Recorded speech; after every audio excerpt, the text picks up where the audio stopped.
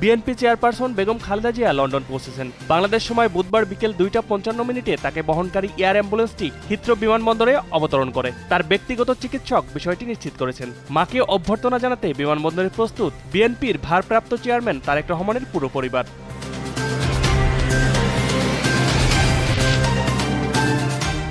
জাতীয় অর্থনৈতিক পরিষদের নির্বাহী কমিটির সভায় 10 প্রকল্প অনুমোদন করা হয়েছে।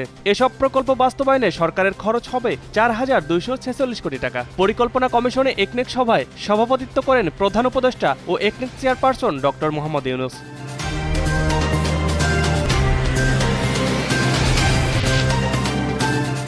ইদানিং বিভিন্ন গোষ্ঠীরা দাবি আদায়ের জন্য রাজপথ দখল করে। তারা মনে করে রাজপথ দখল করলে দাবি আদায় সম্ভব, কিন্তু এটা সমাধান নয় বলে মন্তব্য করেছেন ডিএমপি কমিশনার শেখ মোহাম্মদ সাজ্জাদ আলী। সকালে ক্র্যাবের বার্ষিক সাধারণ সভায় তিনি একথা জানান।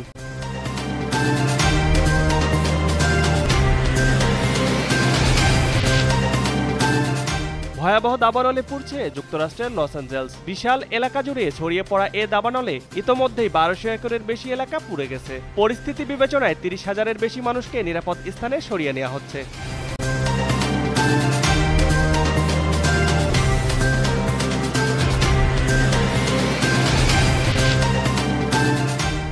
স্প্যানিশ জায়ান্ট বার্সেলোনার লিওনেল মেসি, নেইমার জুনিয়র ও লুইস সুয়ারেজের সেই আক্রমণত্রয়ী যে কোনো ক্লাবের জন্য ছিল আতঙ্কের নাম। তবে বর্তমানে তারা আলাদা দলে খেললেও আবার একত্রে মাঠ কাঁপানোর ইঙ্গিত দিয়েছেন ব্রাজিলিয়ান সুপারস্টার নেইমার।